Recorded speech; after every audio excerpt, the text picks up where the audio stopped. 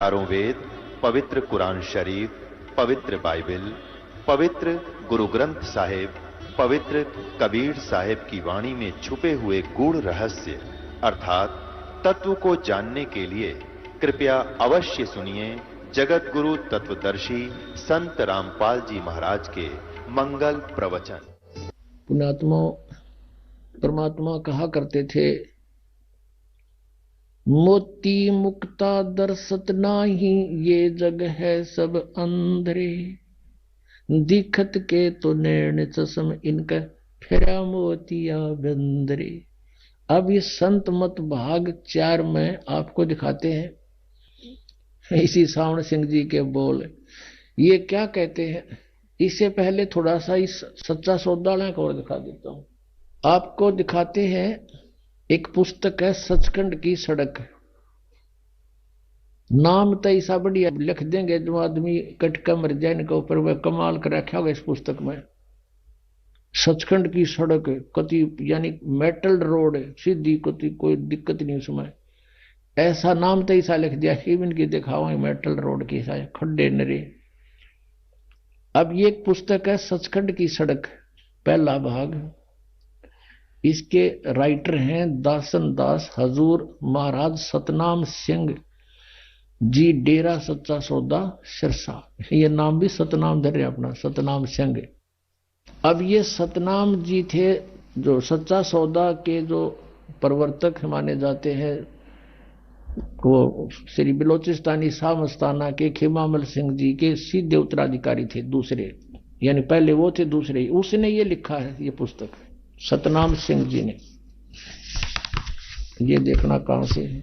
धन धन सतगुरु तेरा ही आसरा और सचखंड की सड़क, पहला भाग। ये वही है महाराज जी सतनाम सिंह जी की तरफ से लिखो। और ये कहां से छपया है, ये प्रकाशक है इंद्र सेन प्रबंधक, डेरा सच्चा सौदा सिरसा हरियाणा भारत। मुद्रक है इंद्र सेन प्रबंधक, परमार्थ उपदेश प्रिंटिंग प्रेस, डेरा सच्चा सौदा, सतनाम सिंह जी मार्ग सिरसा हरियाणा, पिन कोड इतने। इसके 226 पृष्ठ पर हम ले चलते हैं आपको। ये है 226 पृष्ठ सचखंड की सड़क। और इसका अनुवाद किया है, एक शब्द है इनका, अलख नामी आया रे सारे देश छोड़ के, जी छोड़ के मैं आया तेरे लिए प्यारे देश छोड़ के। ये कहते हैं शिवदयाल जी की अमरवाणी है या इसका यह अनुवाद कर रहे हैं। अलख अनामी आया सारे देश छोड़ के, जी छोड़ के मैं आया रे तेरे लिए प्यारे देश छोड़ के। त्रिलोकी यानी स्थूल सूक्ष्म और कारण तक की सारी रचना काल निरंजन ने की है। संतों का देश सचखंड या सतलोक है। देख ठीक है, अब यहां संतों का देश सचखंड या सतलोक है, ठीक है। और वही सतपुरुष या आदि पुरुष का स्थान है, ठीक है। इस सचखंड के ऊपर यानी सतलोक के ऊपर है या डिफाइन कर रहे हैं। वह अजर अमर अविनाशी है और सदा एक रस है। वहां चैतन्यता ही चैतन्यता है, प्रकाश ही प्रकाश है। नीचे पिंड तक की कुल रचना का आदि और अंत वही है। और उसी को यानी सचखंड को, इस सतलोक को क्या कहते हैं, सतलोक को सतनाम भी कहते हैं, सत शब्द भी और सार शब्द भी कहा जाता है। वह बोली है नो कि नो, थोड़ी सी फेर बदल कर रहे हैं। इस सचखंड को, सतलोक को, जो वह अजरमर अविनाशी है, वहां चैतन्यता ही चैतन्यता है, प्रकाश ही प्रकाश है और कुछ नहीं वहां पे। और उसी को सतनाम भी कहते हैं सचखंड को, और सत शब्द भी कहते हैं और सार शब्द भी। उस सतलोक को कहते हैं, सतनाम भी उसी को कहते हैं। अपने आत्माओं, ये है इनका ज्ञान जो वेदों से भी ऊपर का है। और दिखाते हैं एक कथा सुना रखी है सावन सिंह जी ने कि एक समय एक इंद्रमती नाम की रानी थी और वो कबीर साहब की शिष्या होगी। और फिर ये क्या बताते हैं कि पहले कबीर साहब चले गए सचखंड में और वो समा गए भगवान में, क्योंकि वहां तो नूर ही नूर है, प्रकाश ही प्रकाश है।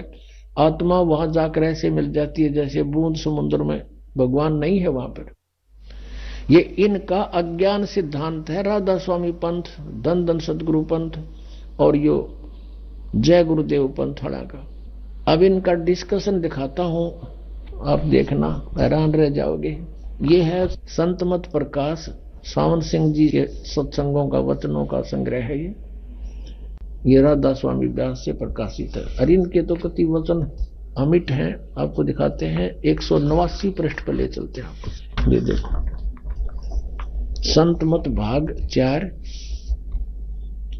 और पृष्ठ 189 नीचे आते हैं। इस तरह रानी इंदुमती थी। जब उसको कबीर साहब सचखंड लेकर गए तो उसने वहां जाकर देखा कि कबीर साहब ही सतपुरुष है, और कहती है कि हाय हाय हाय हाय, अगर आप मुझे इतना बता देते कि मैं ही सत्य पुरुष हूं तो क्या मैं आपकी सेवा नहीं करती। कहते हैं तुझे विश्वास नहीं आता, अब तू यहां आ गई है, तेरी मर्जी कह ले, तेरी मर्जी है कह ले। अब इनका ये आप कह रहे हैं कि इंद्रमती ने सतलोक में जाकर कबीर साहब को देखा। उसने वहां जाकर देखा कबीर साहब ही सतपुरुष हैं। फिर थारे वाला की तगाओ परम धनी। जब आप लिख रहे हो कबीर साहब सतपुरुष हैं और वह इंद्रमती का उदाहरण दे रहे हैं, तुम्हारा परम धनी क्या होगा वहां पर फिर। और फिर दूसरा वो कह रहा जब वहां कबीर साहब मिल गए जाके। अब आपको एक और दिखाते हैं, 264 पृष्ठ पे है, ये देखिएगा। इसी संत मत भाग 4 में और 264 पृष्ठ पे। अब देखिए यहां पर, आह, सत्संगी ने पूछा हजूर संतों की पदवी कहां तक है। महाराज जी सावन सिंह जी बोले हमारी इतनी बुद्धि और अकल नहीं कि हम संतों की पदवी को समझ सके। फिर भी सुनो, रानी इंदुमती कबीर साहब के समय में हुई थी। इनकी अकल में पर्दा पड़ रहा। इंद्रमती तो हुई द्वापर में, कबीर साहब हुए कलयुग में। उस समय कबीर साहब करुणा में नाम से आए हुए थे। कबीर साहब समकालीन, इस कबीर ये कबीर समकालीन नहीं थे। फिर भी हम इनकी इतनी बुद्धि को देखेंगे कहां काम करती है। रानी इंदुमती कबीर साहब के समय में हुई थी। पहले कबीर साहब मालिक में जा विलीन हुए। देखिए अपनी सिद्धांत को फिट रखे हैं कि पहले तो कबीर साहब जाकर मिल गए, सचखंड में डूब कर मर गए। इनके कहने के हिसाब से कि वहां प्रकाश ही प्रकाश है, आत्मा ऐसे मिल जाती है जैसे बूंद समुद्र में। पहले कबीर साहब मालिक में जाकर विलीन हुए, वो तो मिल गए उसमें, और फिर रानी हुई, फिर रानी जाकर उसमें डूब कर मर गई। और जब रानी ने सचखंड में जाकर कबीर साहब की पदवी देखी तो कहने लगी महाराज यदि आप पहले ही बता देते कि मैं ही अकाल पुरुष हूं, मैं सतपुरुष हूं, तो मैं भजन सुमन कर कर के व्यर्थ परेशान ना होती। कबीर साहब ने उत्तर दिया तुमको उस समय विश्वास नहीं आना था। अरे भले आदमी, या तो ये साची लिख रहे कबीर साहब अकाल पुरुष है, लेकिन जब पहले कबीर साहब जाकर मालिक में विलीन हो गए और पाछे रानी होगी, फिर वो बात कब करी उनने। दिन की अकल पर पर्दा पड़ रहा, वो बात कैसे करी फिर कबीर साहब दिखे क्योंकि जब बूंद मिल गई समुद्र में, वहां अलग कैसे रहे वो। सच्चाई ये है कि वहां सृष्टि अलग है और ऐसी मनुष्य सदृश सृष्टि है, और परमात्मा भी साकार है, उनका अलग से सिंहासन बहुत सुंदर है। पुण्यात्मा कहते हैं गुरु बिन काहू न पाया ज्ञाना, जो थोथा बुछड़े मूड के साना। जैसे थोथे बुसने कोई परिश्रम कर रहा है, कूट रहा है, तो मूर्ख आदमी है, उसमें कुछ नहीं निकलना। जैसे किसी ने धान झाड़ के और पराल डाल रखी हो और फिर उसने कोई कुटे है, अरनों के मैं इसमें धान झाड़ू हूं, तो महामूर्ख हो कहते घूटला रहा है या कति बोली बूझ से। तो इस पूरे सतगुरु बिना काहू न पाया ज्ञाना, जो थोथा बूछड़े मूड किसाना। अब आपको दिखाते हैं ये खुद भी इस बात, क्योंकि इन्होंने तो कहीं की ईंट कहीं का रोड़ा, हरियू राधा स्वामी बड्डा कुणबा जोड़िया। इनको आप नहीं मालूम तुम लिख के रहे हो, और कौन सी वे ऑफ वर्शिप है परमात्मा के पाने की। ये इनका सतनाम में समझ में नहीं आ रहा। सतनाम क्या? उन 5 नामों में सतनाम भी दे रखा। ये 5 नाम देते हैं, ओंकार, ररंकार, ज्योत निरंजन, सोहम और सतनाम। सतनाम ने जपण का भी दे रखा है, और सतनाम फिर बोला सचखंड भी यही है, सतपुरुष भी यही है, और सार नाम भी यही, सतनाम भी यही है, और सार शब्द भी यही है। जैसे किसी ने जंगल में रहता हो, कदे कार देखी ना सुनी हो, सड़क भी सुन रखी हो, पेट्रोल भी सुन रखा हो, उसे कोई पूछे भी तू कार में जाता है, कार देखी है तूने, बता कार कैसी होती है, पेट्रोल किसे कहते हैं? तो वो कहे कि पेट्रोल कार को ही कहते हैं। सड़क किसे कहते हैं? कार को ही कहते हैं। अरे शहर किसे कहते हैं? कार को ही शहर कहते हैं। ड्राइवर किसे कहते हैं? कार को ही ड्राइवर कहते हैं। वाह रे इंजीनियर। तो इसे थे ये महाराज, इसे थे ये सचखंड के संदेश देने वाले। इन कह का भी नहीं पता सचखंड के बारे में। कहते हैं बेखों के लश्कर फिर ये वाणी चोर कठोर, परमात्मा की वाणी चुरा के न सचखंड अर्धी की गांठ पर पंसारी बन गए, और सतगुरु धाम ना पहुंचेंगे ये 84 के ढोर। यहां तक कहा है कि सतलोक में नहीं जा सकते ये लोग, क्योंकि इनका साधना गलत है। एक पुस्तक है घट रामायण, आपने श्री शिवदाल जी की जीवनी में थोड़ा सा पढ़ा कि इनके घर पे गुरु ग्रंथ साहिब का पाठ होता था, और तुलसीदास हाथरस वाले के शिष्य थे इनके माता पिता। अब घर में कोई चर्चा चल रहा है तो बच्चे भी तो सुनते हैं, जब पाठ हो रहा है, सत्संग होता है, तो इसको किसी ने फिर मिसगाइड कर दिया, और उससे भी न्यारा उसने 500 नाम शुरू कर दिए। अब ये क्या लिख रखा घटरायण में? 500 नाम काल के जानो। ये देखिएगा, ये है घट रामायण तुलसी साहिब हाथरस वाले की, बेल्डियर प्रिंटिंग प्रेस इलाहाबाद से ये छपी है। ये 2 भागों में है, हम प्रथम भाग दिखा रहे हैं आपको। अब ये 27 पृष्ठ पर देखिएगा। अब यहां से शुरू करते हैं भेद पिंड और ब्रह्मांड का। अब यहां से शुरू कर रखा, वैसे इन्होंने बहुत लंबा चौड़ा, हम थोड़ा हलेंगे। दानी कह जीव सुन बाता, बिना दान कर हो मैं घाता। जब जीव कहे समझ सुन भाई, करो घात के ही कारण जाई। अंतर गुफा तहां चल जाऊं, तहां साहिब के दर्शन पाऊं। 500 नाम जीव जब भाख्या, और 6ठा नाम गुप्त कर रख्या। 500 नाम काल के जानो, तब दानी मन शंका आनो। ओए ये 500 नाम तो काल के हैं, तब दानी मन शंका आनो। निर्गुण निराकार निर्वाणी, धर्म राय ये 5 बखानी। जीव नाम निज कह विचारी, जान बूझ दानी झक मारी। कह जीव दर्ग दानी भाई, दर्ग माने धिक्कार है। कह जीव दर्ग दानी भाई, हम चल जाई नाम चितलाई। दानी दान चुकाओ आई, जब यह बाट निभन तू पाई। कहकर अंश कहां तुम जाई, बात आपनी को समझाई। कह जीव सतलोक निवासा, मैं चल जाऊं पुरुष के पासा। दानी कह दूर है भाई, अगम पंथ कैसे निभ जाई। कौन नाम मार्ग को जाई, और कौन नाम से उभरे आई। इतना भेद कहो समझावा, और बाट जीव जब घर की पावा। अब जीव बोलता है, दानी सुन विधि बात हमारी, हम चल जावा पुरुष दरबारी। कहते हैं सुरत नृत ले लोक से धाऊं, आदि नाम ले काल गिराऊं। उन 5 नामों से अलग है ये आदि नाम ले काल गिराऊं, और सत नाम ले जीव उभारी। अस चल जाऊं पुरुष दरबारी।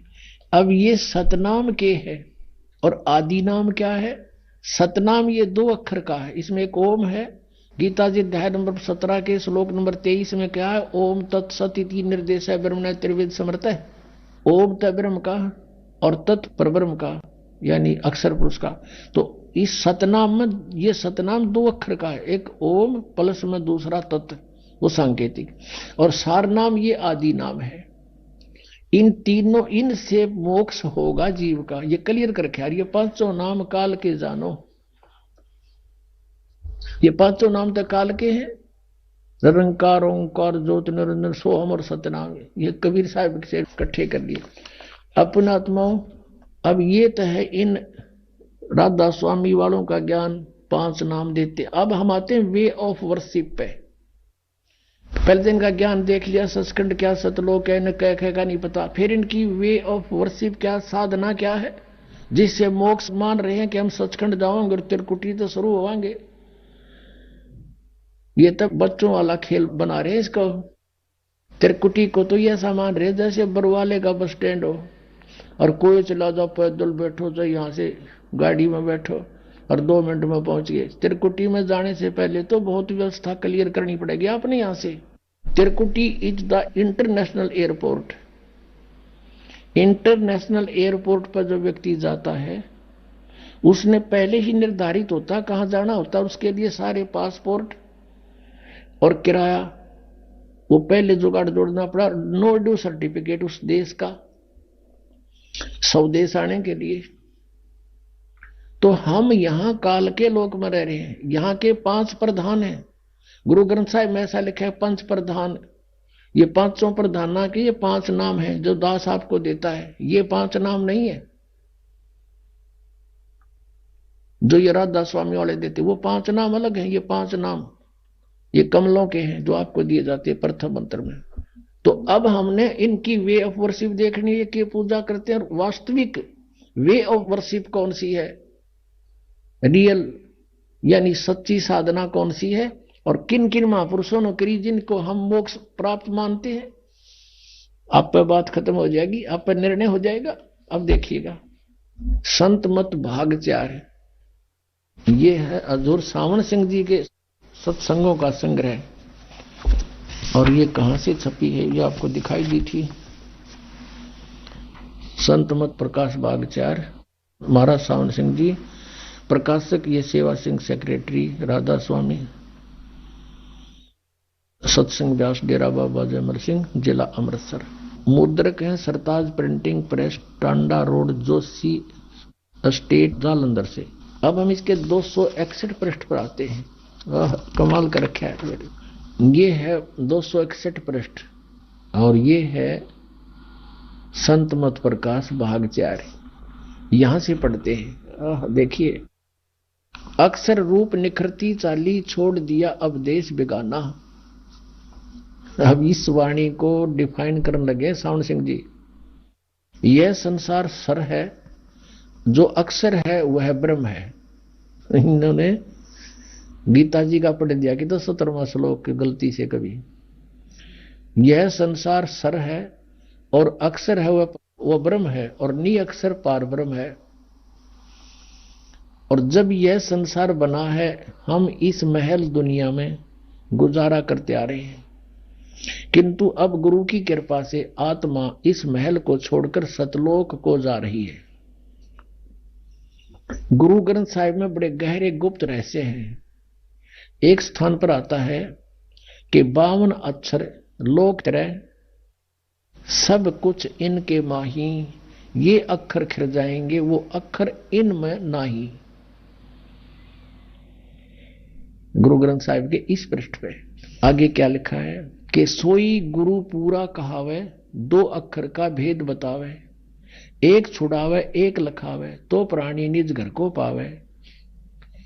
फिर कहते हैं, जे तू पढ़ा पंडित, बिन 2 अक्षर 2 नावा, प्रणवत नानक एक लंगाए, जे कर सच समावा। गुरु ग्रंथ साहिब के पृष्ठ नंबर 1171 पर लिखा है, सोई गुरु पूरा कहावे, 2 अक्षर का भेद बतावे, एक छुड़ावे एक लखावे, तो प्राणी निज घर को पावे। अब ये 2 अक्षर है ना, ये एक तो ये सतनाम है 2 अक्षर का, इसमें एक ओम है एक गुप्त है, वो दास बताएगा।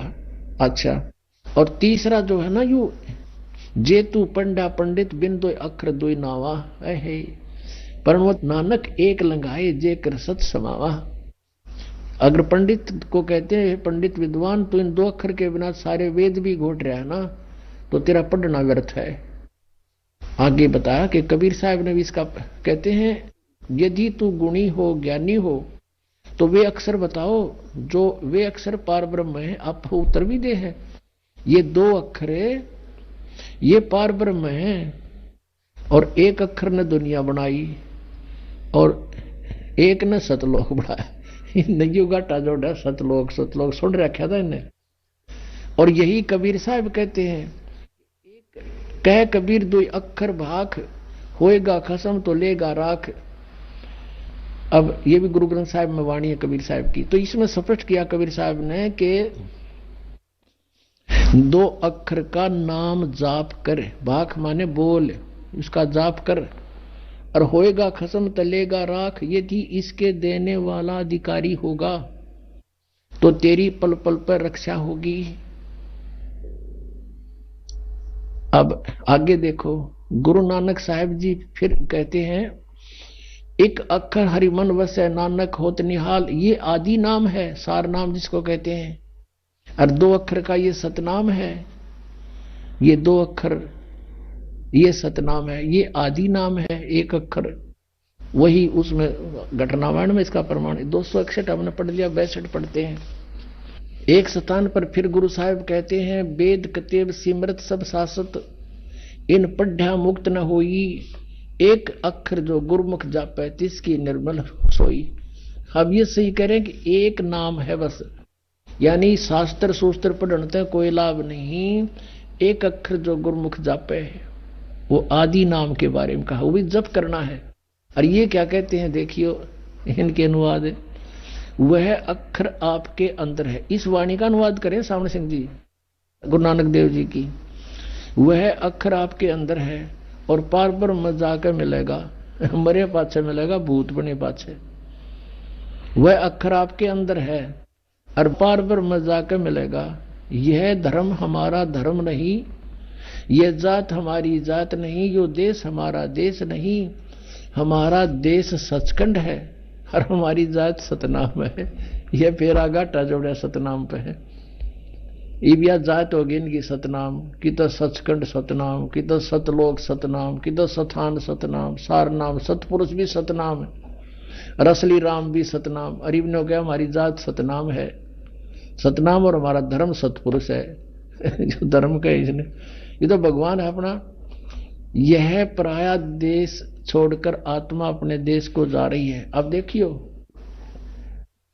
सूरत साफ उड़ी ऊंचे को, छूट गया सब महल पुराना।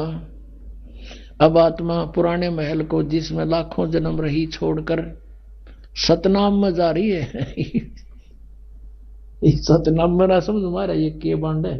अब सतनाम में जा रही है। अब आगे देखो, आगे चढ़ चढ़ अधर समानी, शब्द शब्द का मरम पिछानी। ये इनकी अपनी वाणी है बनाई हुई। अंदर शब्द के दर्जे हैं, ये अंदर पाओगे ओम शब्द और सोहम शब्द और सत शब्द। परमात्मा कहते हैं सोहम शब्द हम जग में लाए और सार शब्द हमने गुप्त छिपाए। कबीर साहब की वाणी से निकाल लिया न यो, पर बिना ज्ञान के सिर पैर बिना समझ में इनके। अब कहते हैं अंदर शब्द के दर्जे हैं ओम शब्द, सोहम शब्द और सत शब्द। अब जैसे गुरु नानक देव जी कहते हैं 2 अक्षर का भेद, ये तो कह रहे अंदर पाओगे, वह बाहर नहीं किसी से मिलेंगे। आत्मा दर्जे के अनुसार अपने असली मकसद भाव असली देश को जा रही है। अपने आत्मा मोती मुक्ता दर्शत नाही, ये जग है सब अंदरे। दिखत के तो नैन जिस्म, इनका फेरा मोतिया बंदरे। अब स्पष्ट लिखा है इसमें, लिख भी रहे हैं और जाप के कर रहे हैं ये 500 नाम काल वाले। और इन सच्चा सौदा वालों ने थोड़ी सी चतुरता कर ली, कुछ ने कह दिया इनको कि ये तो 500 नाम काल के लिख रखे, इन्होंने फिर 3 नाम शुरू कर दिए, हुआ छोड़ दिए, अकाल मूर्त शब्द स्वरूपी राम और सतपुरुष। अभी नैनो सोचिए, बताओ कौन के कहेगा? पक्के कर दिए सचखंड के। अरे अकाल मूर्त कहो, चाहे उसको शब्द स्वरूपी राम कहो, चाहे सतपुरुष कहो, वो तो हमने पाना है, उसको तो हमने ढूंढना है, खोजना है, उसके पास तो पहुंचना है। ये तो पर्यायवाची नाम है, जैसे जल पानी नीर, जल पानी नीर। अरे जल को तो खोजना है, वो कैसे मिले? जैसे नीचे जमीन में जल है और उस जल को पाने की विधि है हैंडपंप ला, बोकी मार, और बोकी मारता रहे, फिर मशीन फिट कर। अब जैसे आपको 2 अक्षर का नाम दास देता है, जिसको सतनाम कहते हैं, उस सतनाम से बोकी लगाई जाती है, श्वास और उश्वास से, और फिर वो बोकी यानी वो पाइप पहुंच जाती है जल तक, फिर उस पर हैंड पंप मशीन लगाई जाती है। मशीन समझ लो वो है सारनाम। और ये 2 अक्षर का जो 2 मंत्र आपको दिए जाते हैं, ये समझ लो पाइप और बोकी मारना, श्वास उश्वास की बोकी मारनी आपने। और फिर सारनाम जब आपको वो मिल जाएगा हैंड पंप का मशीन ऊपर की, फिर करो सिमरन और परमात्मा यानी जल प्राप्त होगा। अब देखो गुरु नानक देव जी को ये मानते हैं मोक्ष प्राप्त हुआ, उन्होंने कौन सा मंत्र जाप किया था? ये देखिएगा, जन्म साखी भाई बाले वाली, सब तो वड्डी भाई बाले वाली जन्म साखी। Doctor Jawahar Singh Kirpal Singh and company, ये इसके छापने वाले प्रकाशक हैं। ई जन्म साखी आज तक छप चुकिया नालों वड्डी है, सब तो वड्डी ते पुरातन है पुरानी, भाई बाले वाली जन्म साखी। श्री गुरु नानक देव जी दी पंजे साहिब दी साखी ते 10 पातशाह दे जीवन समेत मुकम्मल साखियां हन। प्रकाशक हैं doctor Jawahar Singh Kirpal Singh and company, पुस्तकां वाली गली नंबर 8 और यू बाग रामानंद अमृतसर। इतना ये नोट, साड़ी कोई ब्रांच नहीं है, ये तो अपना इनका होता। अब इसके 547 पृष्ठ पर हम आते हैं।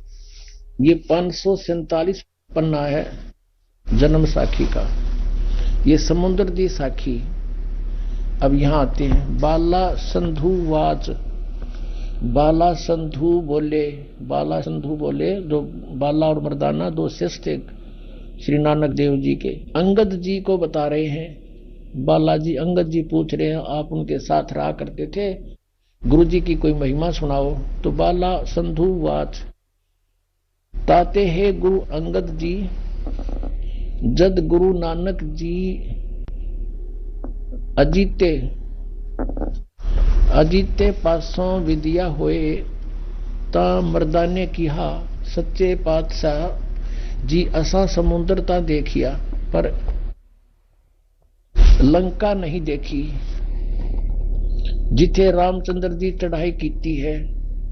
ता गुरु नानक जी किहा चलो भाई बाला ते मर्दाना, तुहानू रंज नहीं करना, आखी मीटो, आंख मीचो। जा आखी मीट के खो लिया, ता समुद्र दे कंडे जाई खड़े होए, ते आखण लगे बाला ते मर्दाना, मेरे पीछे पीछे चले आओ, और मुखों वाहेगुरु वाहेगुरु कहिंदे आओ।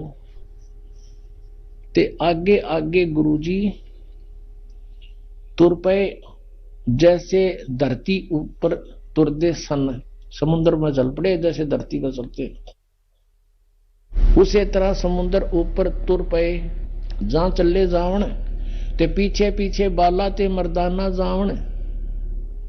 ता मर्दाने विचार कीती कि गुरु जी, गुरु नानक देव जी ओम सोहम जपदे जांदे हन। ता मर्दाना भी ओम सोहम लगा जपण, ते लगा गोते खावण।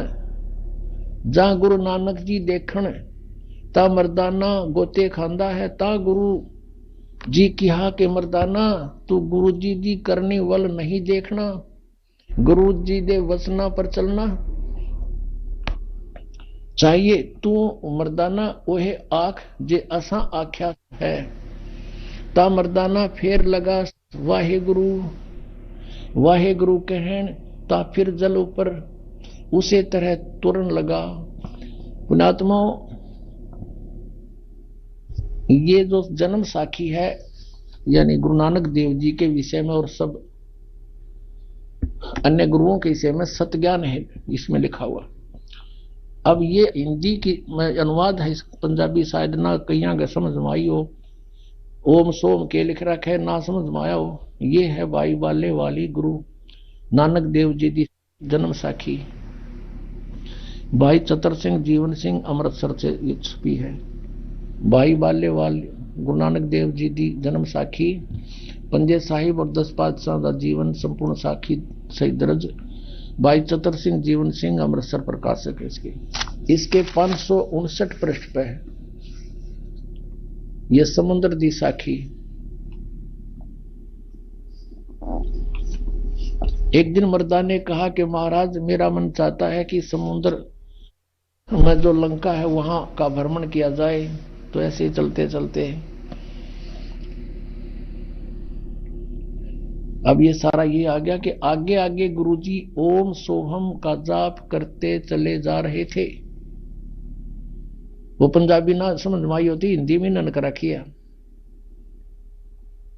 और फिर मर्दाना ने सोचा हम भी ओम सोहम का जाप क्यों ना करें। जब मर्दाना भी ओम सोहम की रट लगाने लगा तब वह लगा गोते खाने। गुरुजी पीछे पीछे तो हंसकर कहने लगे कि हे मर्दाने से इसका धर्म है कि वह गुरु के बताए मार्ग पर चले, इसलिए तू फिर वाहे गुरु जप, तेरा उसी से कल्याण है। पुण्यात्माओं, ऐसा क्यों कहा गुरु नानक देव जी ने? स्वयं तो जाप जप रहे सतनाम का और शिष्यों को कह रहे हैं ये नहीं जपना, क्योंकि उनको आदेश था उस परम पिता का, धर्मदास तो लाख दुहाई, ये सार नाम किते बार न जाई, सार शब्द बार जो पढ़ी, बिचली पीढ़ी हंस न तेरही। गुरु नानक देव जी को परमात्मा मिले थे सचखंड से आकर के, अपने लीला अनुसार सभी अच्छी आत्माओं को मिलते हैं जैसे वेद बताते हैं। और उनसे कह दिया था कि ये नाम जपो, तुम ये सतनाम जपो, ये है 2 अक्षर का नाम। और वो ये राधा स्वामी वाले ने कहा 2 अक्षर जो गुरुमुख जापे वो एक गुरु पूरा कहा है जो 2 अक्षर का वेद बतावे। 3 नाले तो पूरे को नहीं तो 5 अक्षर के बतावे है। अब 2 अक्षर का ये है जो आपके समक्ष कहा। और गुरु नानक देव जी ने इसलिए मना कर दिया था मर्दाने को कि कहीं आने वाले समय में कोई इस नाम को जाप ना कर दे और भेद खुल जावे, क्योंकि गुरु नानक देव जी जैसे महापुरुष उनको भगवान चाहिए था, समाज नहीं। उन्होंने परमात्मा की आज्ञा का पालन किया। इस मंत्र का किसी को थर्ड पर्सन को भेद नहीं दिया, सेकंड को भी नहीं दिया। और ये प्रमाणित जरूर कर दिया कि मैं यूं नाम जप्या करता इससे मेरा मोक्ष हुआ। आज वो सतनाम पुण्यात्मा आपको मिल गया है और इससे मोक्ष होगा। ये बांटे 5 नाम और फिर ना समाधि ला ले, बस 5 नाम तो मंडला के हैं, फिर तुम कित गड्ढोगे जब ये मंडलाएं के काल के हैं, तुम कहां जाओगे? फिर वो जाने वाला नाम बताओ। परमात्मा कहते हैं सो हम शब्द हम जग में लाए, सार शब्द हम गुप्त छिपाए। अब सोम शब्द ने ले लिया कबीर साहब की वाणी ते, अब वो सत शब्द को तो ना इनका पल्ला पड़ा और ना ये वो नाम 2 अक्षर का नाम नहीं देते। तो इससे सिद्ध हो गया कि राधा स्वामी पंथ वालों का ज्ञान गलत, इनकी वे ऑफ वर्शिप, इनकी साधना गलत। तो ये पूरा पंथ काल के जाल में है। दास कोई ईर्षावश नहीं कह रहा, परमार्थवश ये बात कह रहा है। पुण्यात्माओं, ये जन्म साखी एक सरदार के बच्चे ने ला कर दी हमारे को जब इस ज्ञान से परिचित हो गया। हमने तो गुरु ग्रंथ साहिब को देखा और सदग्रंथों को देखा, तो वो अपने इतिहास से खुद परिचित होते हैं प्राणी। उसने लाकर बताया कि जी आपने आज दृढ़ विश्वास हो गया हमारे कि इसी मंत्र को गुरु साहब जाप करा करते थे। और गुरु नानक देव जी के अतिरिक्त इस मंत्र का किसी भी नीचे उसके बाद के जितने भी गुरु साहब हुए हैं उनको भी इस मंत्र का भेद नहीं था। ये प्रत्यक्ष प्रमाण है। जब गुरु नानक देव जी ने अपने शिष्य को इसलिए कह दिया कि कहीं आगे इसका कोई जाप ना कर ले, और वाणी में लिख रखा था उन्होंने अपनी वाणी में ये मंत्र, तो उस वाणी को छोड़ दिया गया गुरु ग्रंथ साहिब की रचना करते समय। किस लिए कि कहीं कोई, क्योंकि गुरुदेव का आदेश है कि ये मंत्र नहीं जपना, तो वो बची हुई वाणी, छोड़ी हुई वाणी, एक प्राण संगली नाम की एक पुस्तक अलग से बना रखी है, उसमें स्पेशल लिखा है कि केवल गुरु नानक देव जी की मैले पहले की वाणी है जो गुरु ग्रंथ साहिब की रचना करते समय रह गई थी, ये अलग से लिखी गई। उसमें क्लियर लिखा है दोनों अक्षर ये। अब यही कहते हैं जिन जिन को भगवान मिले, हम सुल्तानी नानक तारे दादू को उपदेश दिया, जात जुलाहा भेद न पाया, काशी वाहे कबीर हुआ। आदरणीय गरीबदास साहिब जी ने कहा कि हमें भगवान ने तारा, किन किन को? हम सुल्तानी, इब्राहिम सुल्तान अधम नामक एक मुसलमान राजा थे, नानक जी को, दादू जी को, हम सुल्तानी नानक तारे दादू को उपदेश दिया, जात जुलाहा भेद नहीं पाया, वो काशी माए कबीर हुआ। अब गरीबदास साहिब जी ने अपनी अमृतवाणी में लिखा है, ओ हम सो हम पालड़े रंग होरी हो, 14 लोक चढ़ावे राम रंग होरी हो, 3 लोक पास्यंग धरे रंग होरी हो, तो ना तुले तुलाया राम रंग होरी हो। ये 2 अक्षर का मंत्र ये तुम्हें दिया जाता, कहते इसके एक श्वास की सिमरन एक पालड़े में धर दे, तराजू के एक पलड़े में, और दूसरी तरफ ये 14 लोक चढ़ावे। 14 लोक ये भगवान शिव का लोक, विष्णु का लोक, ब्रह्मा जी का लोक, दुर्गा का लोक, और ये नीचे के पाताल, फिर ये स्वर्ग लोक, और ये ब्रह्मलोक, धर्मराज का लोक। ये कहते हैं 14 लोक तक रख दे उस एक मंत्र के जाप के बराबर के पलड़े में। और 3 लोक पासिंग धरे। पासिंग कौन सी होती है? जैसे हमारे घरों में ये बिजनेस करने वाले जो बनिए आते थे गेहूं कणक तोलने के लिए, जैसे गेहूं गुड़ शक्कर जो भी वो मोल लेने आते थे, तो वो क्या करते थे, पहले धनी को तराजू दिखाते थे, देख ले भाई, उसमें जो थोड़ी त्रुटि होती थी तो उसको बैलेंस बनाने के लिए, उसकी करेक्शन करने के लिए जो सामान, जैसे गेहूं तोलना है तो गेहूं 2 मुट्ठी उठाकर दूसरी साइड डाल लेते थे ताकि वो उसमें जो डिफेक्ट है वो ठीक हो जाए, उसमें कोई डिफेक्ट ना रहे, पलड़ा बिल्कुल पैरेलल हो जाए। तो वो पास्यंग बोला करते उसने, पास्यंग, और उसी तरफ बट्टा रख लेते थे और बाकी शेष सौदा तोला करते थे अलग से। तो क्या बताते हैं कि ये 2 अक्षर का मंत्र है, ओम सोहम पालड़े रंग होरी हो, और 14 लोक चढ़ावे राम रंग होरी हो, और ये 3 लोग तक पासिंग धर दे। इनकी तो गिनती है कोई ना, सौदे में कोई नहीं है। और तोड़ा तुले तुलाया राम रंग होरी हो, कहते वो पलड़ा जिसमें एक सतनाम के सुमरण का एक कीमत रख दी जाए तो पलड़ा उठे नहीं, 14 लोग भी धर दे दूसरे साइड में ऊपर जाएंगे वो, यानी इतना वैल्यूएबल है ये। पुणात्माओं, एक लाला जी था, वो 2 भाई थे, उनमें से छोटे की मृत्यु होगी, उस छोटे के 2 पुत्र थे, कोई 18 वर्ष का, कोई 16 वर्ष का। अब जब देखा पिताजी का अंतिम संस्कार हो गया, उसकी गति गाती जैसे ये कराया करें सारा काम हो लिया, तब रोटियों की समस्या आई। तो उन बच्चों की मां ने, जिसका पति मर गया था, उसने अपने दोनों बच्चों से कहा कि बेटा तुम अभी बच्चे हो, तुम बिजनेस नहीं कर सकते, अपने ताऊ जी के साथ पिताजी के बड़े भाई को ताऊजी बोलते हैं। तुम अपने ताऊजी के साथ मिलकर बेटा पार्टनरशिप कर लो और अपना बिजनेस करो। उनकी मां ने कहा कि ले बेटा, मेरे पास तेरे पिताजी के समय के कुछ लाल रखे हैं। एक लाल उसमें लाखों रुपए का होता था।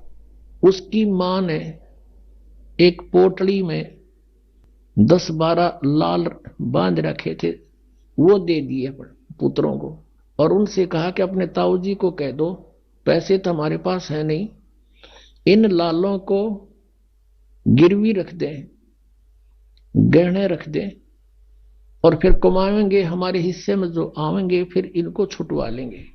अब दोनों बच्चे मां के दिए हुए लाल लेकर गए, ताऊजी से प्रार्थना की, ताऊजी मेरी मां ने कहा है हम अभी बच्चे हैं, हम बिजनेस नहीं कर सकते, पैसा हमारे पास है नहीं, ये लाल ले लो, इनको गिरवी रख लो, इनके बदले कुछ धन ले लो, हमारा पार्टनरशिप कर लो। अब उस सेठ ने, उनके ताऊजी ने वो खोल कर देखे, उल्टी गिठड़ी बांध दी नो की नो। अग बेटा ये तो बहुत कीमती है, इनको वापस रख के आओ, अपनी मां को कह दे छुपा कर रखे इनको चौकस। और बेटा ऐसी कोई बात नहीं, मैं पार्टनरशिप करता हूं और मेरा वहां पर उधार चलती है, उधार जुआ के लाऊंगा तुम्हारे को और फिर देते रहेंगे धीरे धीरे, जरूरत होगी जब ले लेंगे लाल को। और तेरी मां को कह अच्छी तरह सुरक्षित रखे इनको। दोनों बच्चे वापस आए, मां से कह दिया कि मां ताऊजी ने ऐसे ऐसे बोला है। तो मां ने बोली भाई ठीक से, ये रख दूंगी छुपा के, कभी ले लियो बेटा जब आवश्यकता हो। अब उसके ताऊजी ले गया उनको, दोनों बच्चों को दूसरे शहर में। वहां उस बच्चों की पहचान करानी चाहिए कि ये समझ ले लाल और लालड़ी के वेद को। एक सेठ से 50,000 रुपए का सामान लिया उधार पर।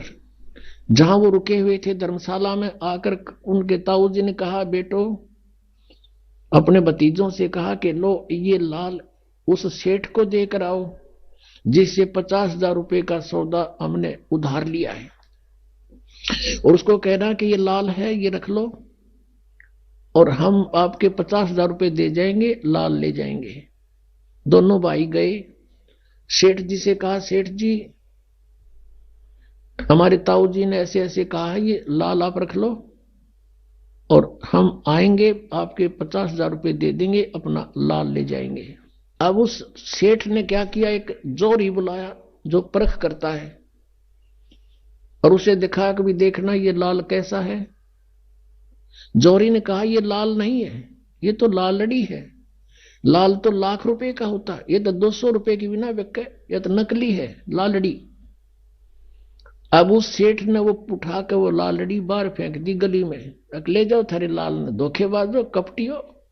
अरे तुम्हारा ताऊ ऐसा तो नहीं था, आज तक तो उसने ऐसा जुल्म नहीं किया हमारे साथ, आज ये धोखा करते हो, मैंने कौन सा मांगा था तुम्हारे से। यानी 100 सुनाई और वो बालक शर्मिंदे हो गए, उठा के उस लालड़ी को आगे और ढीला सा मुंह छोड़ रखा। उनका ताऊजी बोला बेटा क्या बात होगी। वो कहने लगे ताऊजी लाला जी घड़ा निकम्मा आदमी है, वो तो बहुत गलत बोलता है, हमारे लाल को लालड़ी बता रहा है। और एक आदमी बुलाया उसने पता नहीं कैसे चेक किया, बोला तो लालड़ी है और गली में फेंक दी और कहने लगा तुम्हारा ताऊजी ऐसा तो नहीं था, धोखे भी करने लगा हमारे साथ। वो ताऊजी ने तो खेल खेले रखा था, फिर देखा अरे बेटा ओहो, अरे ये लाल तो देख इधर रखा था भाई, मेरे से धोखे से दिया गया बेटा, ये तो सचमुच लालड़ी है, ले ये दे क्या वो लाल उसको और कहो देखो हमारे ताऊजी का धोखा लग गया, उसका तुम्हारा विश्वास दृढ़ कर कहो। दोनों भाई फिर गए, अकेले लाला जी मेरे ताऊ का धोखा लग गया था, ले ये हलाल है। उसने सेठ ने फिर बुलाया जोरी, वो पारखू, उसने आते ही देखते करके वो टेस्ट ने बोला हाँ ये हलाल है, ये हलाल है। अब सेठ कहता उन बच्चों को अग देख तुम्हारे आंख दी हो तो ये हलाल है, और वो लालड़ी थी अब उन दोनों बच्चों को ऐसा झटका लगा, उन्होंने घनी गौर से पहचान कर ली लाल और लालड़ी की। अब वापस आ गए घर पे। उनके ताऊ जी ने कहा, बेटा जाओ अपनी मां से वो लाल ले आओ और उनको गिरवी रख देंगे किते, अरे चलेंगे दोबारा तो घनी उधार होगी अपने, उनको दे देंगे किते। अच्छा ताऊ जी भी गए, वो भागे गए दोनों। माँ माँ कहा, बेटा आगे तुम आगे आ जाओ, रोटी खाओ। नहीं, पहले वो लाल दे, वो लाल दे। और ताऊ जी के ऊपर बहुत कर्जा हो गया है, उधार हो गई है, गिरवी रख के उनको अपना काम चलाएंगे। अगले बेटा वो माँ लाइट काट के आगे छड़ी, ले बेटा नो के नो रखे है। बच्चा ने सोची, इब देखते लाल है कि लालड़ी। वो खोल के देखिए, वो सारी लालड़ी थी। बच्चों ने वहीं पटक दी। अक माँ आप तो बहुत भोली हो, इनमें तो लाल एक भी नहीं है, ये तो सारी लालड़ी है। लाल तो लाख रुपए का होता है, ये 200 रुपए की भी नहीं। उनकी माताजी कहने लगी, बेटा मुझे तो पता नहीं, तेरे पिताजी के समय के रखे थे, मैंने सोचा लाल होंगे ये। अब वो बच्चे लेकर नहीं गए वो लालड़ी अपने ताऊ जी के पास। जाके कहने लगे, ताऊ जी मेरी मां ना बड़ी भोली है, उनमें लाल तो एक भी को नहीं, सारी लालड़ी है। जब वो ताऊ जी कहता, बेटा ये उस दिन भी लालड़ी थी, तुम मेरे पास लेकर आए थे। यदि मैं कह देता ये लालड़ी है, लाल नहीं, ये 200 रुपए की भी नहीं है, तो तेरी मानो कहो मेरा पति मर गया, तुम्हारे लाला ने भी लालड़ी बतावे ताऊ। और बेटा आज तुमको मैंने इतना समझदार कर दिया कि लाल और लालड़ी की तुम खुद पहचान करने लगे, अपनी लालड़ी आप पहचान ली। तो पुणात्मा उदास चाहता है कि आपको इतना इंटेलिजेंट बना दूं आध्यात्मिक मार्ग में, तुम अपने अपने लाल और लालड़ियों को खुद पहचान लो। जैसे इस सिख बच्चे ने पहचान कर ये जन्म साखी गुरु नानक देव जी की आते दिखाई कि सचमुच आप जो कहते हो ये सत्य है और यही नाम मोक्ष का है, बाकी सब झूठ है। तो पुण्यात्माओं, परमात्मा ने 600 वर्ष पहले ये अमृतवाणी और ये ज्ञान ये सदग्रंथों में जो आज विद्यमान है, उस समय हमें बताया था। लेकिन उस समय इनको प्रतिज्ञा जवा दी थी, धर्मदास तो ये लाख दुहाई, ये सार नाम और ये मूल ज्ञान, ये मूल ज्ञान है, ये तत्व ज्ञान है। इसमें सब वे ऑफ वर्शिप भी, पूजा की विधि भी, और साथ में अध्यात्म ज्ञान, कैसे सृष्टि रचना हुई, कैसे क्या हुआ। कहते इसको अभी छुपा के रखना, मूल ज्ञान बार जो पढ़ी या बिचली पीढ़ी हंस नहीं तरही। तो गुरु नानक देव जी ने बैन लगा दिया था इसके ऊपर कि खबरदार इसको जाप किया तो। अब बैन खोल दिया परमात्मा ने, उनकी दया से ये बिचली पीढ़ी आ गई और सबका कल्याण होगा जो शरण में आ जाएगा। बोलो सतगुरुदेव। आइए अब हम उन श्रद्धालुओं के अनुभव जानते हैं जो जगत गुरु तत्वदर्शी संत रामपाल जी महाराज जी से दीक्षा प्राप्त कर चुके हैं तथा उनके द्वारा बताए गए भक्ति मार्ग पर चल रहे हैं। नमस्कार सर। नमस्कार जी। सर क्या नाम है आपका? तेजाराम लेगा। सर कहाँ से आए हैं आप? साधन सर, बिदासर तहसील, चूरू जिला। सर संत रामपाल जी महाराज से नाम दीक्षा आपने कब ली? सर 25 जनवरी 2013 को ली थी। सर संत रामपाल जी महाराज से नाम दीक्षा लेने से पहले आप कोई भक्ति साधना करते थे? करते जी, पहले गुरु भी बना रखा था, एक राम का नाम देते थे और गीता जी वगैरह पढ़ने का बोलते थे और हनुमान जी वगैरह की पूजा देवी देवताओं की करते थे, गणेश जी की, हनुमान जी की, जैसे देशनोक वाली माता की ऐसे पूजा करते थे। घर वाले वो बता रहे थे जैसे। सर आपने बताया कि आप पहले देवी देवताओं की पूजा करते थे, तो उन सब भक्ति साधनाओं से आपको क्या क्या लाभ हुए? उनसे लाभ कुछ नहीं हुआ, बल्कि लाभ की जगह हानियां हो रही थी। हम ये भी सोच रहे थे कि अब कि इस देवता की पूजा करेंगे तो लाभ होगा, इससे बदल बदल के पूजा कर रहे थे, उससे कोई लाभ तो हो नहीं रहा था, पर लाभ की बजाय हानियां हो रही थी। और गुरुओं के बारे में सोचते थे कि सच्चा गुरु मिलता है तब शास्त्रों का अनुकूल भक्ति मिलती है, तब साधना का लाभ मिलता है। और शास्त्र अनुकूल भक्ति गीता के अनुसार तत्वदर्शी संत बता रहे थे। गीता भी पढ़ता था मैं और गीता का अध्ययन खूब किया और गांव में बूढ़े बुजुर्गों को पढ़ पढ़ के सुनाता भी था। उसके बाद में मेरी बहुत गुरु बनाने के लिए चेष्टा हो गई। पुराने वाले गुरु जी वो शरीर छोड़ के चले गए थे। पहले वो भक्तियां करते थे तो 4 बार एक्सीडेंट हो गया था। उस एक्सीडेंट में इतना भयंकर एक्सीडेंट हुआ कि मैंने सोचा इसमें बच गया, आगे कभी ऐसा नहीं हुआ तो ठीक है, होगा तो बचेंगे नहीं। तो वो सारे एक्सीडेंट वगैरह देख के मैंने सोचा अपने पास भक्ति सच्ची नहीं है, भगवान सच्चा नहीं है। अगर मालिक ने बचाया है तो कोई आगे का भगवान का कोई योग होगा भक्ति का, इसलिए बचाया है।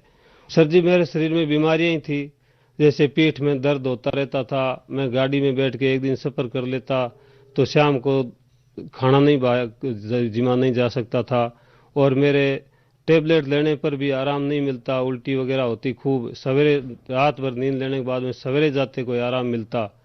और घर वाले भी बोलते थे कि इतनी पूजा भक्ति करते हो फिर भी आपके ये बीमारियां सता रही है, फिर भी कोई फायदा नहीं हो रहा है। तो मैं बोलता भाई ठीक है, अब के बदल के देखेंगे, कोई दूसरा देवता देखेंगे।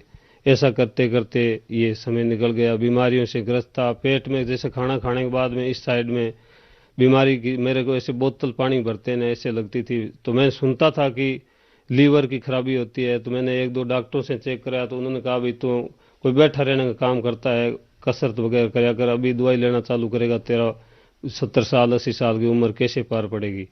फिर भी मेरे को संतुष्टि नहीं हुई। एक बार मैंने जांच करवाया तो डॉक्टर ने बताया कि भाई तेरे को टीबी हो गया है। टीबी का दवाई 6 महीना लिया, उसके बाद में उस डॉक्टर को बताया, उसने बोल दिया भाई ठीक है, दवाई तो इतनी खानी है, विशेष परहेज रखना है। तो उस टीबी से मुझे ये नहीं लगा कि मैं स्वस्थ हो गया। उसके बाद में शारीरिक भूख नहीं लगती थी, बीमारियां खूब ही रहती थी।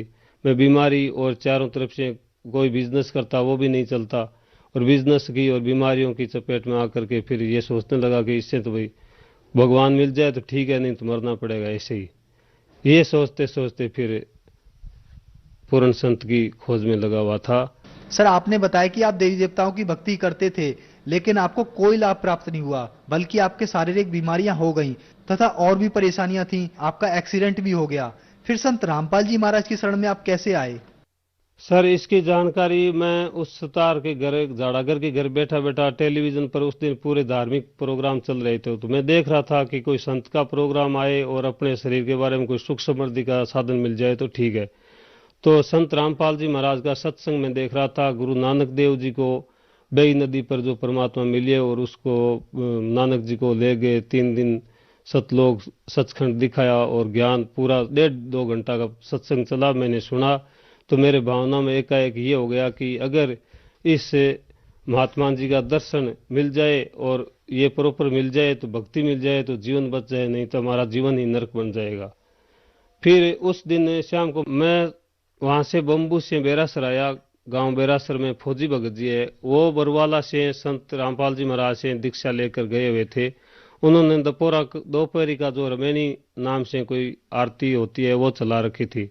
मैंने उनकी आवाज़ सुन के और पूछा भाई आप कहाँ गए, ये कौन बोल रहे हैं? तो उन्होंने बताया कि ये हमारे गुरुजी संत रामपाल जी महाराज है जो हरियाणा में आए हुए हैं, परमात्मा हैं, और इनसे जो भक्ति लेता है उनको सुख होता है। ये सब बताया। मैंने सोचा भाई ठीक है हम भी सुनेंगे। मैं रात भर वहाँ उसके पास रुक गए। सतगुरु रामपाल जी महाराज का संध्या आरती भी सुना और दंडोत प्रणाम ज्योति वगैरह कर रहे तो उसकी सारी प्रक्रिया पूछी। फिर टेलीविजन पर देखा था गुरु जी का सृष्टि रचना, सतगुरु रामपाल जी महाराज बता रहे थे सृष्टि रचना। सुना तो मैंने सोचा भाई अपनी साधना तो शास्त्र के विरुद्ध साधना जो बताते हैं वो है, और ये बता रहे हैं ये साधना कुछ और है।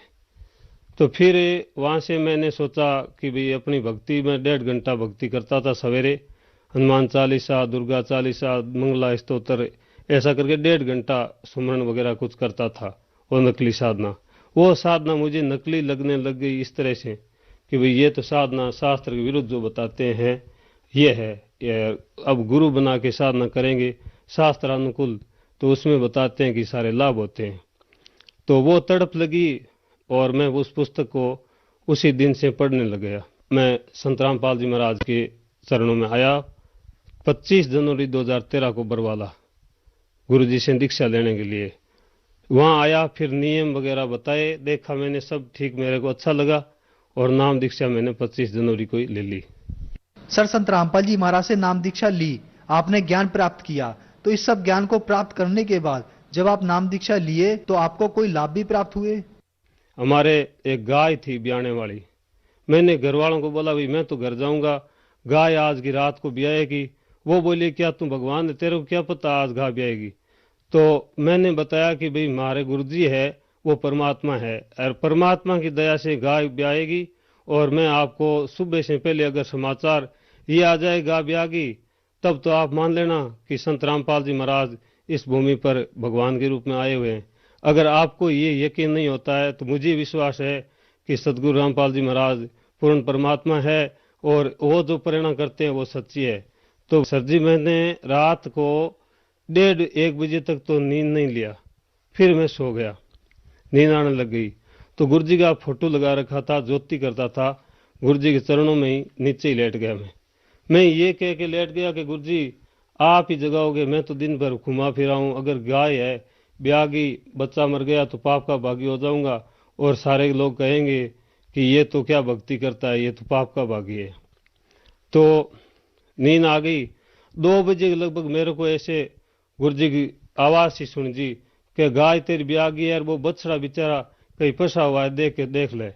मैंने सोचा किसी ने आवाज लगाई तेरी गाय ब्यागी है और बछड़ा कहीं फंसा हुआ है बेचारा, देख ले। तो मैंने टॉर्च उठाई और लेके गया, जैसे हम ढाणी में रह रहे हैं तो ढाणी के पास में ही वो बना रखी गाय के लिए, वो एक बना रखा था छान, वैसे एक छान बोलते हैं हमारे। तो वहां गया तो गाय ब्याई हुई बैठी है और बच्चा उसका है जो वो छान की जो एक जगह उसका बांधने का खूंटा था उसके और छान के बीच में फंसा हुआ था। मैंने उसको वहां से उठाया, गाय के आगे रख दिया और फिर देखा तो सर जी वास्तव में ही भगवान ने मेरे साथ में ये चमत्कार ऐसा किया कि दोनों उन जीवों की जान बचाई और मेरा वो सपना सिद्ध कर दिया परमात्मा ने कि भी परमात्मा जो चाहे सो कर सकते हैं। तो मैंने तुरंत उसको 2 बजे फोन किया, सबको बीमारी परमात्मा की दया से गाय भी आ गई, आप चिंता मत करना। वो सवेरे आए तो आया, देखा सारी प्रक्रिया एकदम सही, गाय भी आ गई, वो एक उसको सारा दूध दे दिया, बछड़ा चूंग लिया। ये चमत्कार हुआ पहले। तो उसके बाद में मेरे गुरुजी के प्रति बहुत गहरा विश्वास हो गया।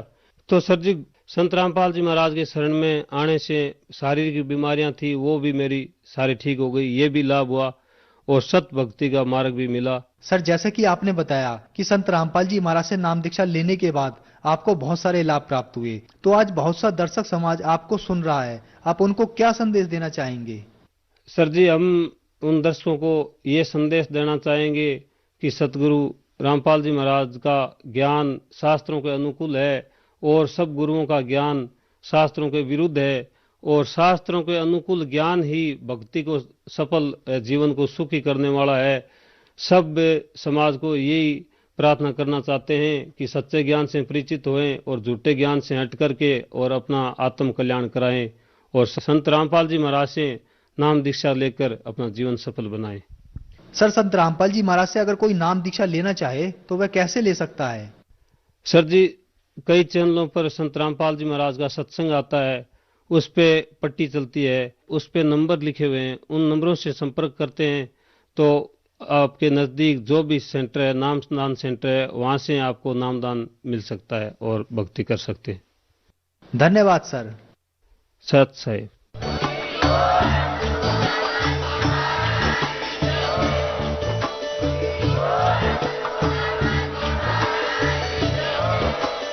आप सुन रहे थे जगत गुरु तत्वदर्शी संत रामपाल जी महाराज जी के मंगल प्रवचन। अधिक जानकारी के लिए विजिट कीजिए हमारी वेबसाइट www.jagatgururampalji.org।